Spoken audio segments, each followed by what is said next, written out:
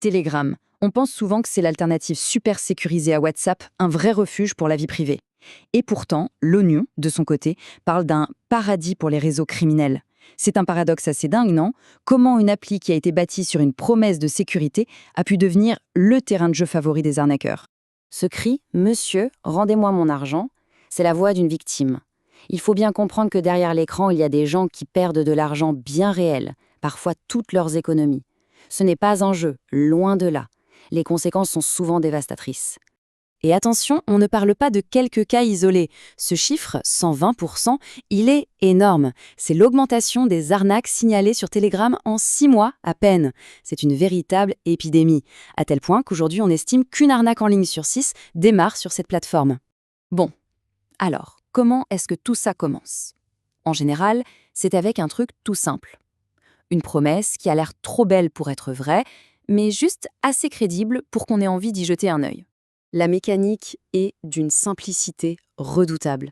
On se voit proposer un job, entre guillemets, liker un post, mettre un commentaire sur une vidéo, des trucs faciles quoi. On le fait, et quelques minutes plus tard, bam, 6, 8, parfois 12 € apparaissent sur le compte. Ce n'est pas une fortune, bien sûr, mais c'est la preuve que ça marche. Et c'est là que la psychologie entre en jeu. Ce premier petit paiement, c'est la clé. Ça désarme complètement notre méfiance. Notre cerveau se dit « Ok, c'est du concret, j'ai vraiment gagné de l'argent. Pourquoi est-ce que j'arrêterais en si bon chemin ?» La logique, à ce moment-là, elle semble imparable. On arrive maintenant au moment où le piège, doucement, se referme. Parce que les arnaqueurs, ce ne sont pas juste des petits malins avec un ordinateur. Ce sont de vrais psychologues qui connaissent et exploitent les failles de notre cerveau. C'est la question à 1 million. Comment on passe d'un petit gain sympa à une perte d'argent colossale? Eh bien, la réponse se trouve dans 2 biais cognitifs, 2 pièges de notre propre esprit qui sont très, très puissants. Le premier mécanisme, il est super connu en psychologie, ça s'appelle la technique du pied dans la porte. Une fois qu'on a dit un premier oui, même pour un tout petit truc, comme accepter le premier paiement, notre cerveau, lui, il veut rester cohérent. Faire marche arrière, ça devient psychologiquement compliqué. Ce premier petit succès nous a déjà mis sur les rails.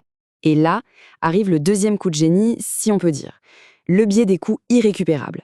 Dès qu'on commence à payer pour débloquer de nouvelles tâches, même si c'est des petites sommes au début, il devient très difficile de s'arrêter. Une petite voix dans notre tête nous dit « J'ai déjà mis de l'argent, je ne peux pas abandonner maintenant, sinon j'aurais tout perdu. » Et on continue de payer en espérant se refaire.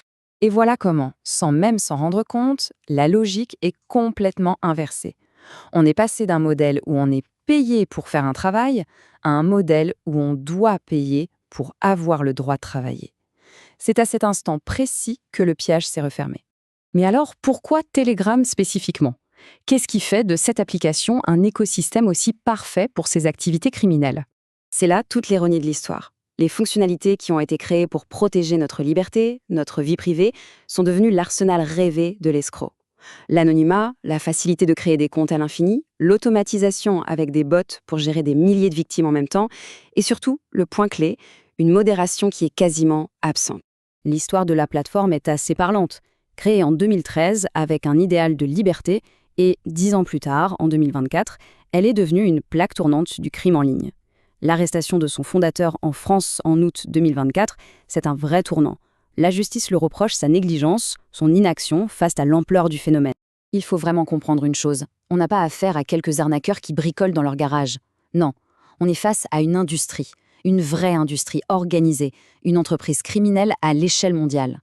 Le nom que cette industrie donne à cette technique fait froid dans le dos. Le pig butchering, qu'on pourrait traduire par le dépeçage du cochon. L'image est brutale, mais elle est claire. On engraisse la victime avec de la confiance et des petits gains, et puis on l'abat pour prendre tout son argent. Et le cochon dans cette histoire, bien sûr, c'est la victime. Et les pertes, elles peuvent être vertigineuses. Prenons Sophie. Elle a perdu 850 €. C'est déjà une somme énorme, une vraie tragédie personnelle. Et puis il y a Manon, 50 000 € qui se sont envolés en quelques jours à peine. On voit bien comment l'échelle peut exploser et passer du personnel au catastrophique. Ce qui nous amène à ce chiffre, 75 milliards de dollars. C'est ce que le pig butchering aurait généré en pertes à l'échelle mondiale en seulement 4 ans. Pour se faire une idée, c'est plus que le PIB de pas mal de pays. C'est juste astronomique. Le point vraiment crucial à retenir, c'est ça. Derrière le petit message anodin qu'on reçoit sur Telegram se cachent des organisations criminelles ultra puissantes. Elles opèrent depuis d'immenses centres de fraude, de véritables usines, souvent basées en Asie du Sud-Est, avec des milliers d'employés. Mais l'histoire ne s'arrête pas là, parce qu'en creusant un peu, on découvre une réalité encore plus sombre, quelque chose de vraiment choquant, qu'on aurait préféré ne pas savoir. La question qu'on doit absolument se poser, c'est qui est vraiment la personne à l'autre bout du fil? Cet escroc qui envoie les messages, qui est-ce en réalité? La réponse, elle est profondément dérangeante. On imagine un criminel, quelqu'un de machiavélique, mais la réalité, elle est beaucoup, beaucoup plus complexe et plus sombre que ça. Et voilà le véritable retournement de situation.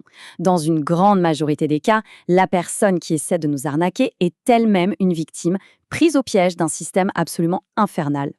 Pour faire tourner ces usines à arnaques, les criminels ont besoin de main-d'œuvre qui parlent plein de langues.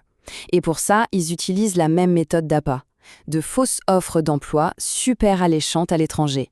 Mais pour les personnes qui tombent dans le panneau, le piège est physique. À leur arrivée, on leur confisque leur passeport. Ils sont réduits en esclavage moderne, forcés de bosser jusqu'à 18 heures par jour pour nous arnaquer, nous, et ils sont souvent torturés s'ils n'atteignent pas leur quota. Et ça change absolument tout. L'arnaque financière qui nous vise n'est que la partie visible d'un iceberg monstrueux basé sur la traite des êtres humains. Alors, la prochaine fois qu'un message de ce type apparaît sur un écran, la question n'est plus seulement comment je me protège, mais peut-être qui est la victime à l'autre bout qui est forcée de m'écrire ça. Et c'est une pensée qui change radicalement la perspective.